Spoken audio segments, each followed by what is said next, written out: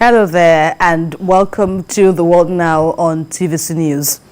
We begin with the United Nations as the world celebrates Environment Day. Secretary General Antonio Guterres has announced the launch of the United Nations Decade on Ecosystem Restoration. It's a global movement, he says, that will bring together governments, businesses, civil society and private citizens in an unprecedented effort to heal the earth. In a recorded message marking the World Environment Day, the Secretary General says, and I quote, "Luckily, the earth is reliant, but she needs our help. We still have time to reverse the damage we have done."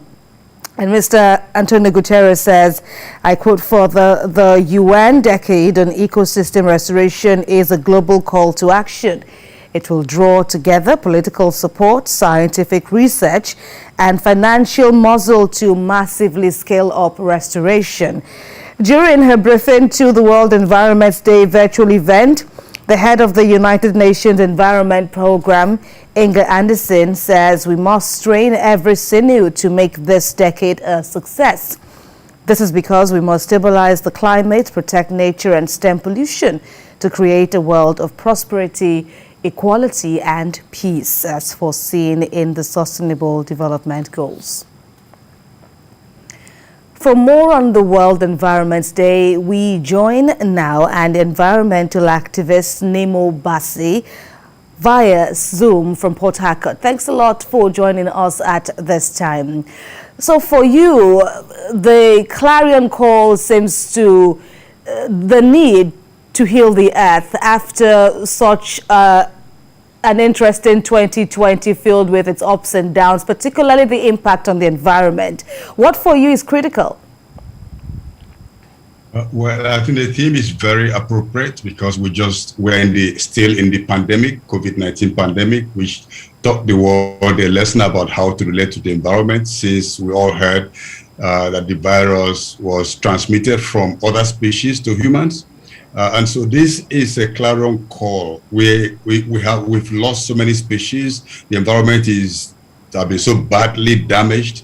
If we don't restore things now, we're running down a very slippery slope, and that could cause serious problems for not just Nigeria but the whole world. And how can ordinary citizens help in this restoration movement?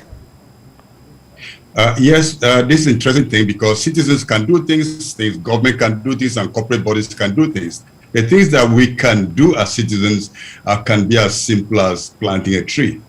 Ensure that you have greenery in your home, don't just cement or concrete everything, everywhere.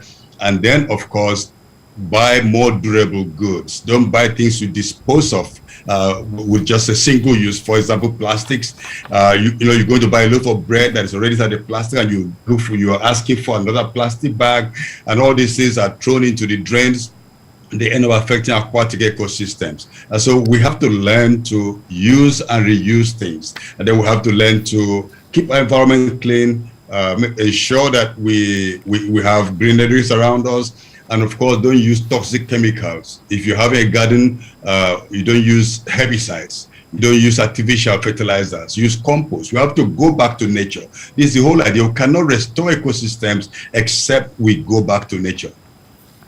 And looking at the message of Mr. Antonio Guterres of the United Nations, he says, thankfully, the earth is very resilient, but still needs our help to reverse all the damage done to it. How do you relate with this position?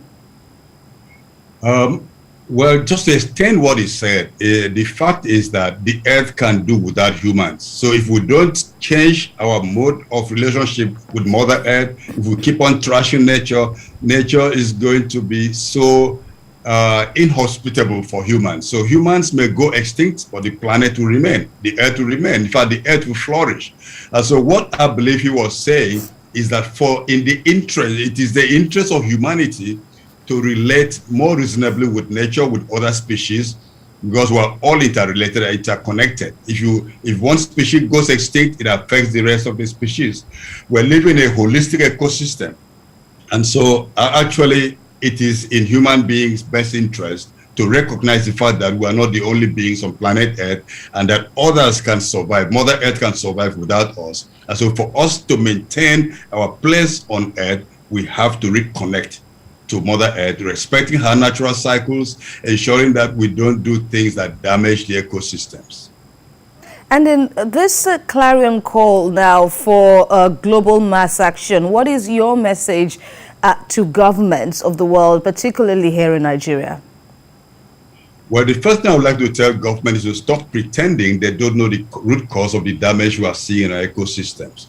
In Nigeria, we do know that the major damage that we have is from the operation of transnational oil companies and even the local oil companies. The level of oil spills and the continuous gas flaring for over 6 decades indicates that we don't recognize the fact that we're damaging the planet and we're killing ourselves. And so that is one thing. Government have to wake up to the fact that the rights of nature to maintain her natural cycles must be recognized and upheld.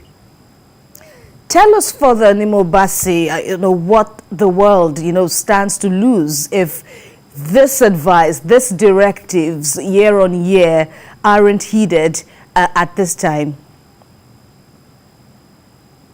Well, when we take the World Environment Day as another ritual, a day for meetings, a day for talking, and we don't take action, it just means that we don't recognize that these are days that we should reflect and change our way of doing things.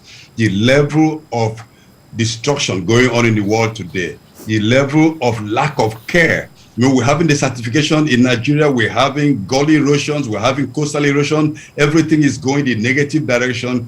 If we don't take action, we are really in a very dire situation, and it just doesn't make sense. And look at an example, something like simple handling of solid waste. We've not invested enough in handling solid waste. We're not invested enough in handling medical waste. And now we're having a lot of military waste that are very toxic, and we're not handling those things. What are we doing? Do we care at all about where we live? It's like the earth is our home. And if we don't pay attention to the state of our home, it means we don't care about those who are coming after us.